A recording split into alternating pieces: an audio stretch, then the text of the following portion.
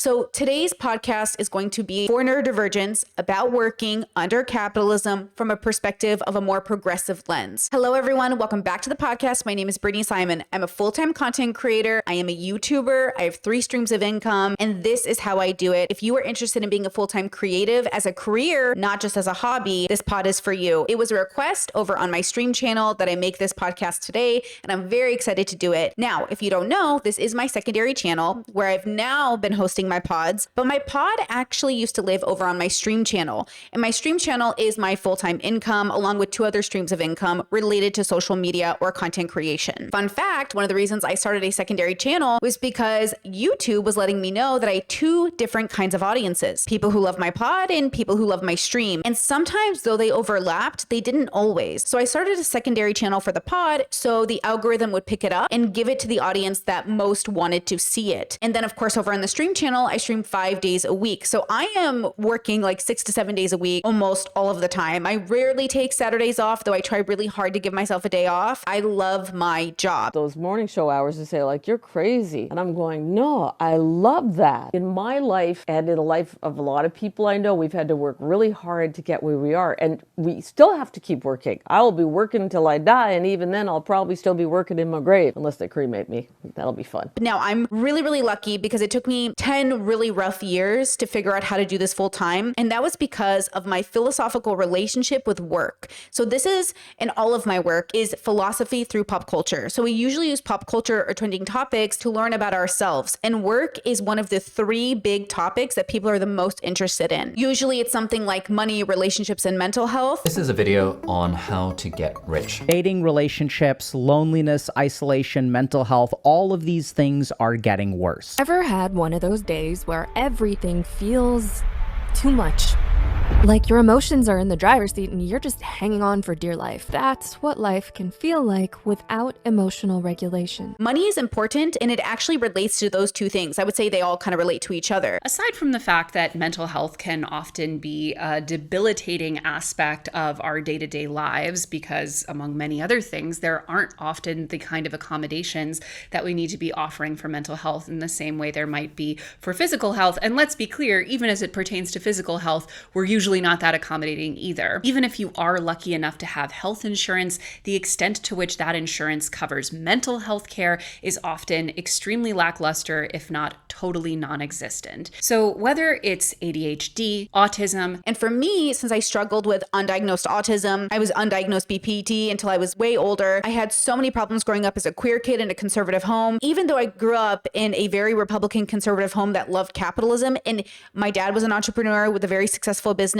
It was confusing to me to know how to make money in a way that moved with my ethics, my morals. I think most of capitalism is pretty icky. Your only purpose in life is to buy and consume merchandise, and you did it. And I think most of the ways that these businesses become successful under capitalism is at the expense of people and the planet. Slaves worked all the hours they were awake. I think like if they can do it, so can I. He's got to be an idiot to put those on social media. So for today, I think the best thing I can offer you is sort of my story along with how I literally ended up doing this full time through a philosophical lens. I hope it helps. If you have any comments or questions, let me know in the sections down below so I can make follow-up podcasts. First thing you need to do, and take notes if you would like, because I have notes myself, we need to radically accept that we are humans on a planet who live in a society, and that society is ever changing and it's very conflicted, within itself and with others, and it's going to impact us. We are going to be emotionally, economically, and physically impacted by other people and how they decide to show up in the world. Radically accepting this is a part of mental health, but philosophical work, because I believe I'm a evolved animal on a planet, it makes it easier for me to process that everything that is created, everything that is here and won't be here later, everything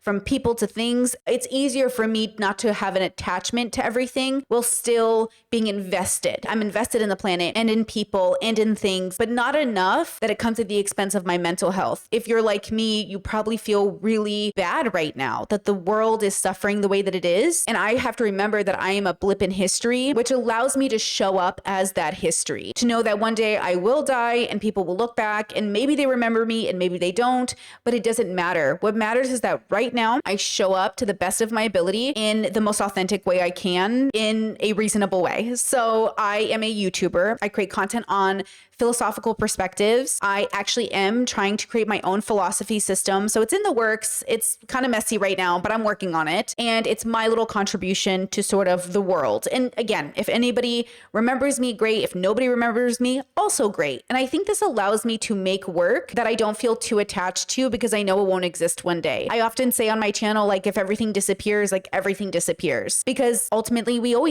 all of us will disappear. So it doesn't feel like having an attachment to my work makes any sense. So first, you have to decide for yourself, what does it mean to exist? Where do you think you belong in the world, or how do you belong in the world? And then how does this relate to making money? So I'm going to also assume that you want to watch a video like this because you want to be a creative full-time to pay your bills. So I'm a creative full-time who pays her bills. I'm very confident in making money at this stage in my life. I'm very confident in my position at my job, and I do plan to do it until retirement. It does mean I have to do things a little bit more unorthodox, as I do not get a typical paycheck. I have to take out taxes, put things away for retirement. I do not contribute to Social Security like a regular person. So you have to really understand that sometimes 9-to-5s are easier and better for a lot of people because they have some guarantees, unlike being a creative who's maybe a 1099 or contracted worker. So there's a lot of legality that goes into this decision. But before we even get to that step, I want you to really be honest with yourself. Sit in a room and really ask yourself, is this what you want to do? Do you want to work 6 to 7 days a week doing something you love? Do you want to have good years and bad years? Do you understand that you're going to have to constantly adapt, find an audience? You're going to have to wake up every day and look for money, that you're going to work countless hours a week for completely free and get no compensation. Like, do you understand that at the end of the month, you'll have enough to pay your bills eventually, but moving up into that, and even as you do pay your bills, every month is a hustle. And that's really difficult because I know it sounds really cool. Like, I'm going to be an artist, I'm going to be a painter, I'm going to be a crafter, I'm going to be a chef, until you realize you really have to work on it forever. It doesn't become easier in a typical sense, but it becomes easier in a lot of ways, right? So as an example, I've been watching a lot of MasterChef, and something I realized for myself as a person who loves to cook, a person who her whole life, even up until recently, people have told her, start a YouTube channel, be a cook person, do food, teach me about food. I can't. I would love to. It's a hobby. It's something I love. It's something I do for myself, but I could never get through the auditions of MasterChef. It looks beautiful. The lamb is not hacked, it's sliced beautifully. Love that nice dark green crust. It's almost like the sort of field of grass that the sheep come out on. I'm not that good at cooking. I just like to do it, and I just like food. And I had to be honest with myself because I did wonder, should I do food for a living? And then I realized, like, I couldn't do food for a living if you paid me $1 million. And I know a lot of us think, like, if you pay me enough, I'll do it. But I'm one of those people who's honest with herself. You couldn't pay me enough to do mukbangs every day. No. You couldn't pay me enough to go to different restaurants around the world. $999. I'm one meal away from my 1,000th Michelin star meal. You could not pay me enough to exercise every day. And this is really difficult for people to be really honest with themselves because so many of us are convinced that if you put enough money in front of us, we'll do anything. Most of us will not do it. And it's not because you're lazy. It's literally because it doesn't make sense for your life. I want to show you a young clip of Gordon Ramsay with his mentor to show you guys that even Gordon Ramsay wasn't always Gordon. At one point, he was just a teenager learning from somebody who was the adult in the room. And he's been practicing his craft for decades, which is why he's so good now. He remains the only human being, as far as I'm aware, who's ever made Gordon Ramsay cry. No, I didn't make Gordon Ramsay cry. He made himself cry. That was his choice to cry. If you want to make the money you want to make, you have two routes under capitalism. Trick people into buying your product and sell them something bad. It always starts the same. You're scrolling through YouTube or Twitter looking for something to consume, and then you see it. A tantalizing promise of success, or better yet, a glowing testimonial attached to a referral link and some intriguing spreadsheet numbers. You watch it, you're intrigued, and before you know it, you're hooked. Online courses promising such things are usually scams. You've seen that before. Or make something so beautiful, so amazing, like the standard is so high that the money rolls in. But it's not going to roll in overnight. It's not even going to be as consistent as you think it's going to be. It's just going to be as consistent as is reasonable for your industry. Your 60 minutes starts now. I'm so lost right now. I've never filleted a fish before. It's amazing they're getting a free lesson from probably the most famous chef in the world. 4 minutes gone. Done. In that amount of time, I literally walked to the pantry and got a cauliflower. Chef Ramsay's down front, and he fillets his fish like that. All done. Here you go. And then Chef Elliot's in, he's starting to cook. To them, this is second nature. And this is even on YouTube as an example, the difference between slop channels who make a lot of money, but they're kind of making really bad content, and people who put a lot of effort into their videos, and then there's the spectrum in between. I post a lot of content, and I try to put as much effort into every piece of content that I make. Even though I produce a lot of it, I really try to make it at least a specific standard of quality. My competition, as an example, is not with AI channels that are like slop channels. I made $5,000 in 5 days from YouTube Shorts generated entirely by AI. And in this video, I will show you exactly how you can do the same. First things first, I began by setting up 10 YouTube channels. I made sure that the 10 channels covered a number of different niches on YouTube, and I made sure that those niches were highly popular and were already getting lots of views. This set the stage for the shorts to go viral later on. I used ChatGPT to come up with the names for the channels, and I used Canva templates to design the logos and banners. But I also, as a person, couldn't create it myself. Next, it was time to make the shorts, and this is where things got interesting. My strategy involved posting 2 shorts per day across 10 different channels. That adds up to 140 videos a week. Now, I know that sounds like a lot, right? But here's the twist. I was going to use AI to do every single bit. Now, you might be thinking, hang on, isn't there a risk of violating YouTube's strict policy against re-uploading others' content? Well, my friends, that's where I pulled out a very clever trick. And I think that's important for you to answer for yourself. Do you want to be a content creator that says, I want to make money at the expense of the craft? Mass producing the YouTube shorts. For this, I used Opus Clips. I then started hunting down viral, long-form YouTube videos that already had millions of views. With my 10 channels, I used podcasts, motivational videos, and sports clips. I then copied these long-form videos, pasted them into the AI tool, and then just sat back and watched the magic happen. Or I want to build a craft to make money, and that's really going to set the tone for how you move forward in relation to becoming a creative full-time. Done. Done? Damn, like that quick? Done?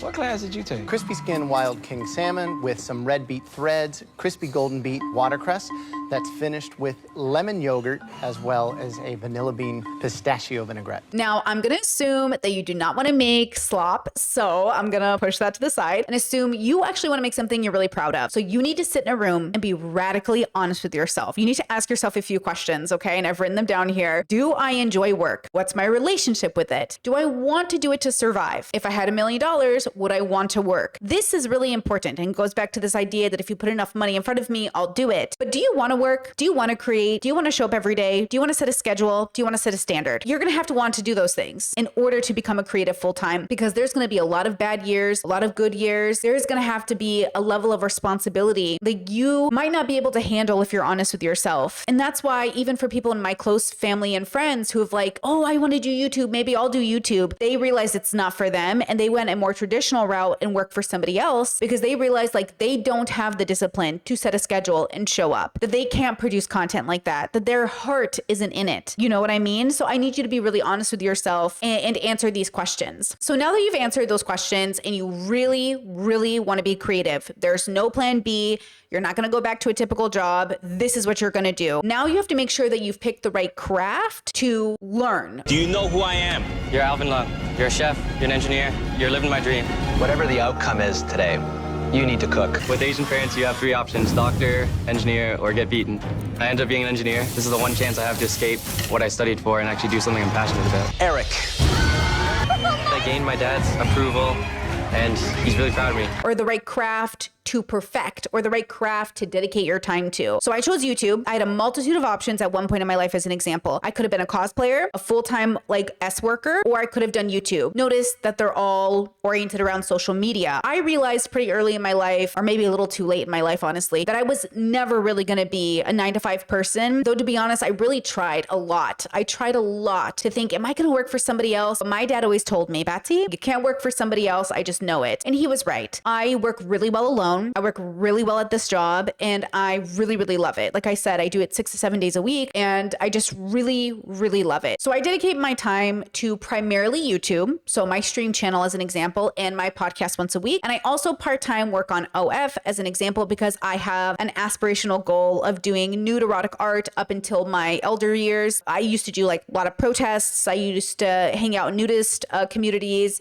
I am a big fan of the body and body neutrality. So I'm a big proponent of nude work. And I think it's really, really important, separate from like the porn industry. I'm not the biggest fan of the formalized adult industry that I think is very toxic and abusive, which most SWs would agree with, right? We want SWs to be elevated to a standard of safety and consent that I don't think exists in established industries. That's a conversation for another day, but I didn't want to dedicate my time full time to an industry that felt inherently more difficult to my psychology and my inner joy on a daily basis. And I also just don't like feel cute and sexy every day. So I was like, I'm not going to do that. But I can talk about philosophy, whether I'm sick, whether I'm tired, whether I'm stressed, I can always talk about philosophy. So I decided to do philosophical work here on YouTube. The philosophical perspective I have on money is connected to why I chose my job. So as an example, I love Ali Abdaal. He's a very interesting content creator, very in the entrepreneurial productivity bubble. And something Ali said in a video recently just really resonated with me, but in the opposite way, I think. He said basically that he's obsessed with money. The main reason I got rich was because I had an unhealthy obsession with making money. An unhealthy obsession with making money. There's a thread on Reddit, there's like a junior doctors subreddit, and someone like posted something like last year, like, what do you think of Ali Abdaal? You know, and some comments on this thing were like, oh, you know, like his productivity content, and he helped me study for my exams. But there were a bunch of comments being like, you know, that dude is totally obsessed with money. He's just obsessed. He has an orgasm thinking about money. Dude is so obsessed with making money. And it's interesting because this is now like 10 years on. This is 10 years after that graduation dinner where my professor basically told me I was obsessed with making money. To now people on the internet telling me I'm obsessed with making money. And honestly, it's true. I thought when I was younger that I loved money. I thought, oh, I'm really going to make a lot of money. I'm going to be a millionaire and a billionaire. And I just never chose money when given the opportunity over my ethics. During the era where my business grew from 0 to 5 figures to 6 figures to 7 figures, and suddenly I was making more money than a doctor would earn in a lifetime, in a year. In that era, I was totally obsessed with making money. If you want to get rich, I kind of think you need to be obsessed with making money. I'm sorry. I think that's it. I know a lot of people who are rich now. You know, when you become rich, you start hanging out with other people who are very rich. I have not met a single one who was not unhealthily obsessed with the goal of making money, with the goal of getting rich, with the goal of building their business. I know lots of people who got rich through the process of them getting rich. They were married and had kids. Pretty much all of them felt as if they weren't present enough for their relationship and for their family. And then they get rich, and then they realize, you know, there was a guy I was speaking to, he was like 42 or something. I would estimate his net worth to be in the $10 to $100 million range. And he said that his unhealthy obsession with growing his business meant that he missed the first like 10 years of his kid's childhood and was on the brink of divorce because he was always working. And it was just a stroke of luck that saved his marriage. And he became less obsessed with making money then and started to think about work-life balance. How do you get rich?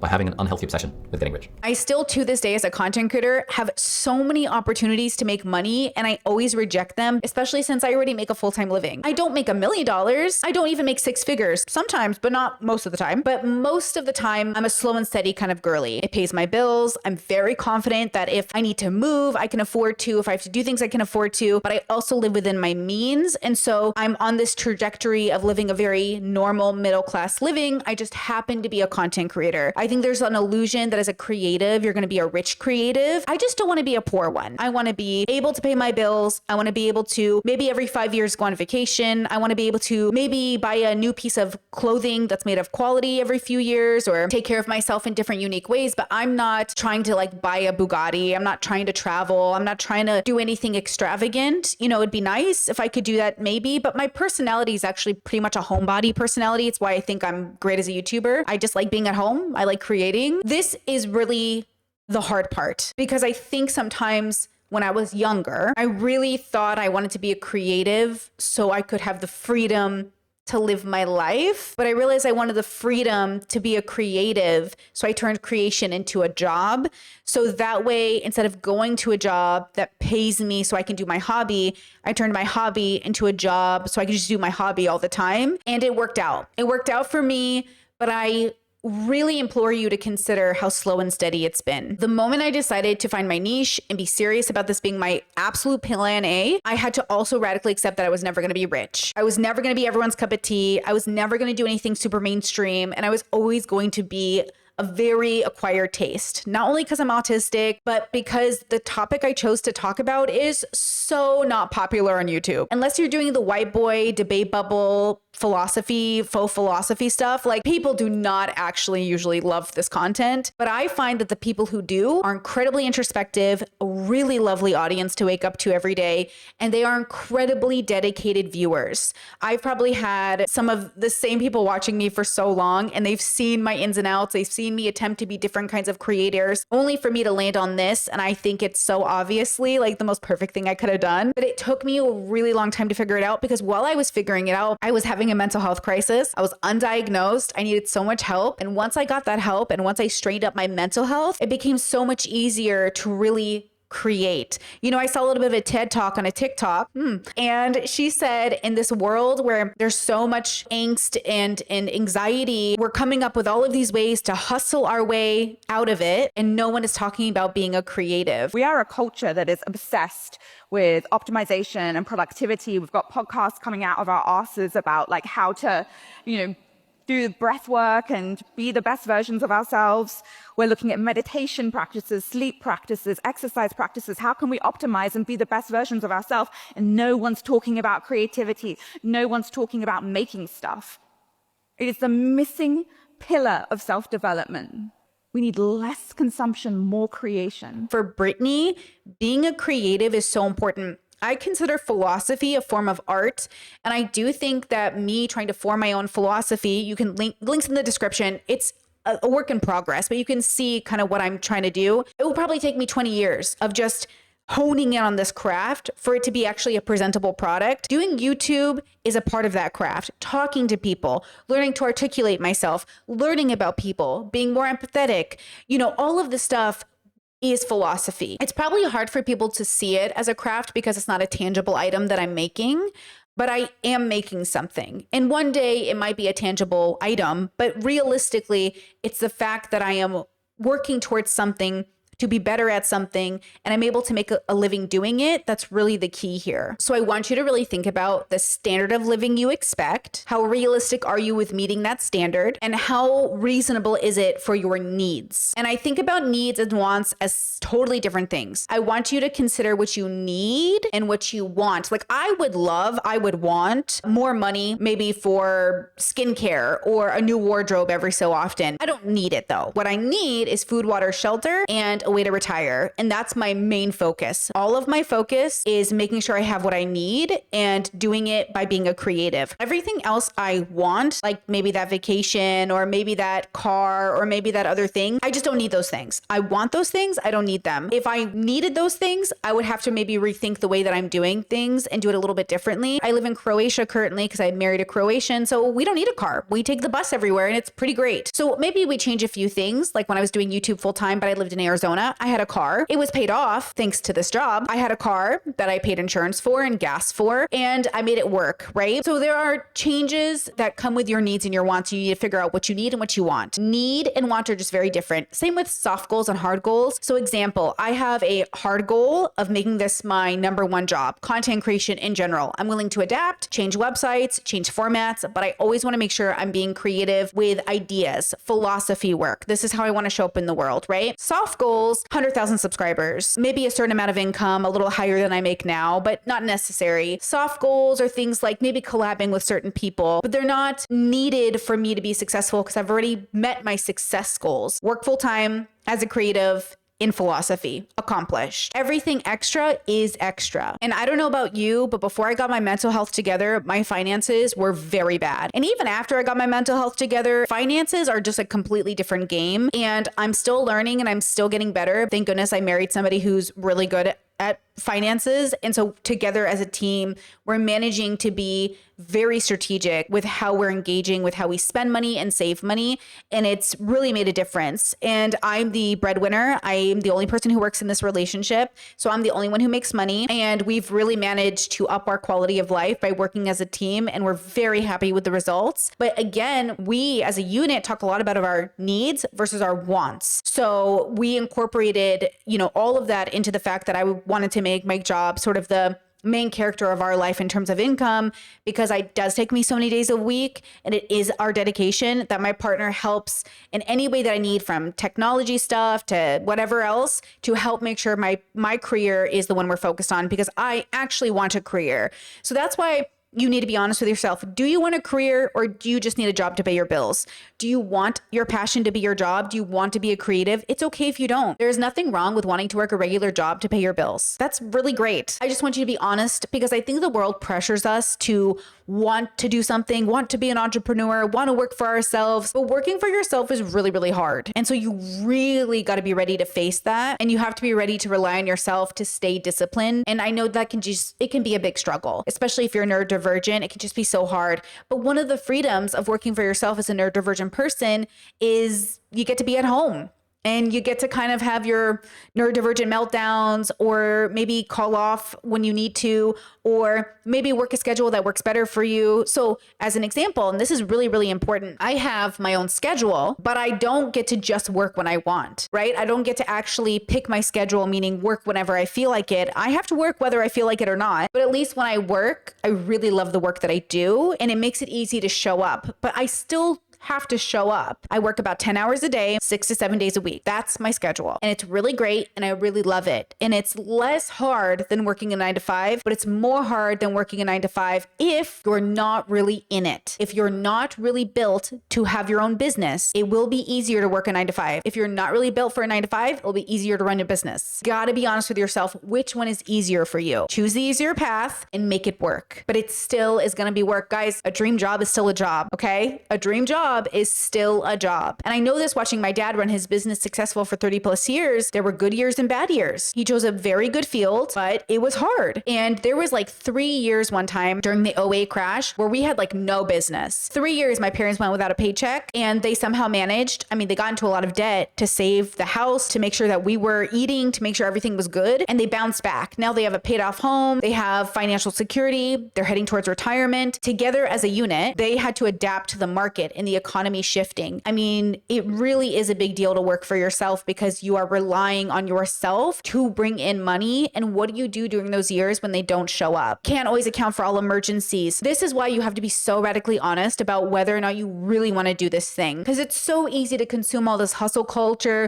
books and TV shows and podcasts, and think, oh yeah, I'm going to do that. But again, a lot of these people that are successful entrepreneurs are honestly pretty scummy. A lot of the way they make money is tricking you into thinking they've already made money. So when you pay them for their courses, oh, now they really did make money. But then sometimes you'll see a really authentic person who just created a product that was really good and it made them money. And I always try to be that person. I try to be a person who makes a really good product that happens to make her money, versus a person who promises a product in order to make money. And I think a lot of capitalistic entrepreneurs are overselling their expertise in order to grab your attention and to trick you into thinking that somehow they're going to give you a secret that's going to unlock $1 million for you. No one's going to unlock anything for you. This isn't about being a millionaire. This is about being a full-time creative with a reasonable income that sustains your lifestyle. I am never going to give you advice to be an uber rich person. And so if that is what you're looking for, especially through a philosophical lens that,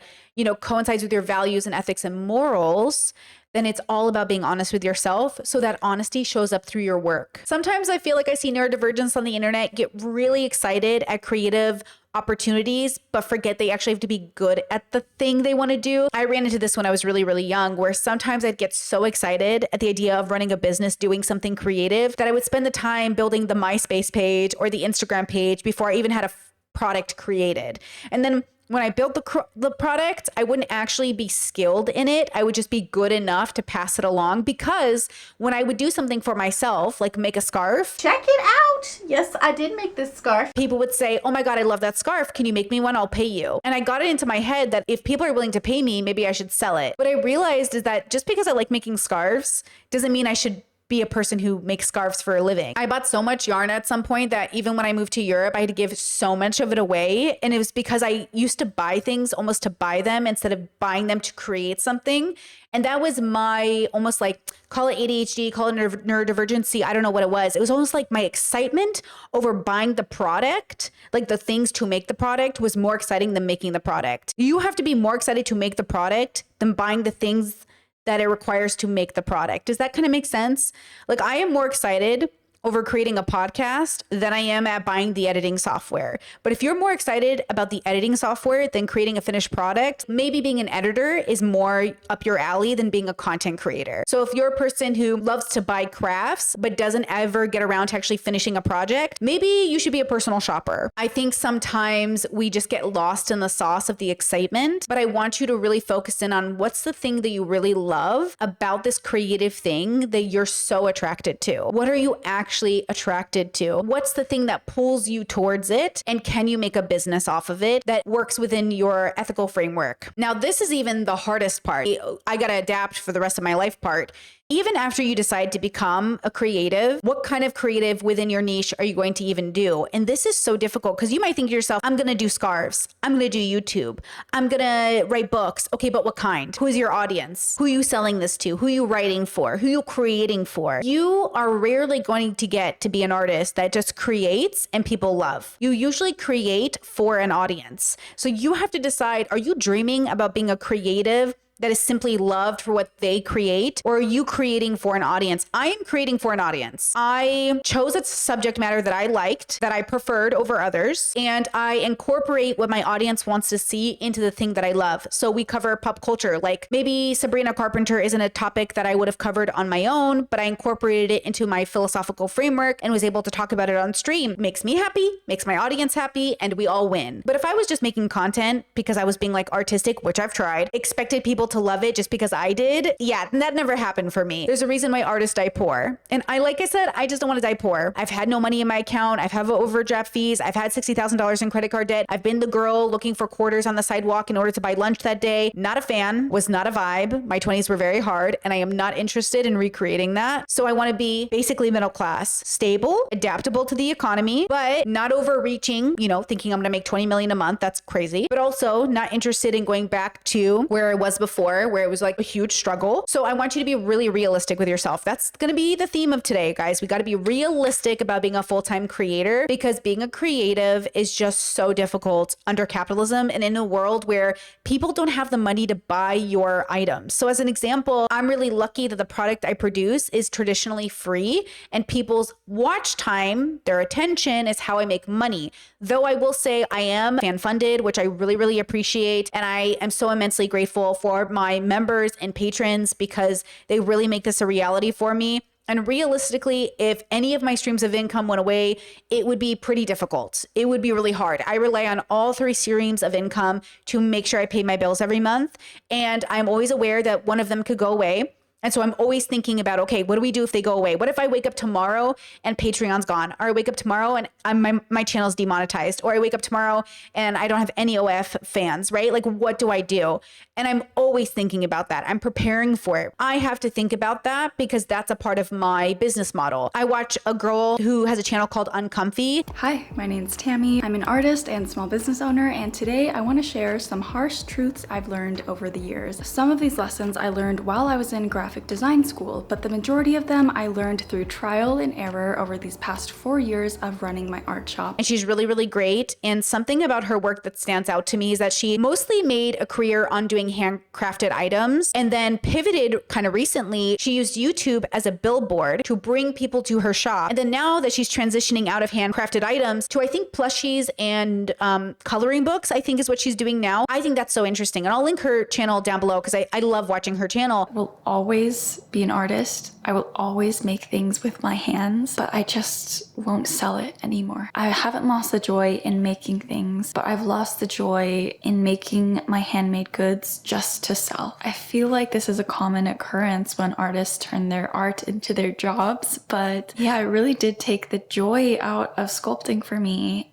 And now I want to take that joy back. And if I ever sculpt again, it's just going to be for me. But something that stands out to me is that at the end of the day, when you're running a business, you're also just a person and you get burnt out and you want to shift and you want to do new things. But I think what's important, what's good that she's done is she stayed on YouTube, which is a form of income, and she's still ultimately in her niche. And that's what I want to do. I want to adapt as I remain successful. As long as I get to do this in whatever form it comes in, I'm happy. Maybe in the future I write books, but it's still philosophy. Maybe in the future I do talks, but it's still philosophy. Maybe in the future I make art, but it's still philosophy. Who knows? But all I know is that I've chosen my niche. I've chosen the thing I can do every day, all day, and never get sick of it. And I was able to turn it into a business. And that's because I went all in. At the end of the day, I do not have a plan B. Every time before I had a plan B, it never really worked out for me. And to be fair, a part of the reason I had plan Bs was because my mental health was so bad at the time. I didn't even know if I was going to be alive. I didn't know if I was going to make it. But I think the reason I never accomplished my was because my subconscious brain, the brain that was healthy and waiting for me to figure it out, was waiting for me to get the therapy I needed so I could translate my emotions reasonably and logically and rationally make a decision that made me understand I never want to die. But once I went to therapy, once I did my personal philosophical work, once I realized, okay, girl, you're going to make it. You're going to get old. You're not going to take yourself out. I know that seems dark, but that was the reality of my life. I was able to really dedicate myself to a plan A without any plan B, because now I know I want to live, and now I know I have something to live for, and I have a place in the universe that makes sense to me, and I found my joy. My joy is not my job. My joy is the relationship I have with myself. And now that I'm okay with existing, I'm more than okay to show up in the world as a creative within her values and make money doing something that I really love. If you're leftist or more progressive, maybe there's no creation that's really ethical under capitalism, but you can try by harm reducing. Be a little less bad every day and try not to be perfect. I still have to pay my bills and I still have to eat, so I still have to show up to work and I still have to work for Google, but at least I'm able to do it with a little bit of say. At least I'm able to incorporate my values into it more than I think I would be able to do if I worked for corporate. Not that working for corporate is the worst thing in the world, but at least I can be a creative full time. So if you're looking to be a millionaire, I can't help you. If you're looking to be,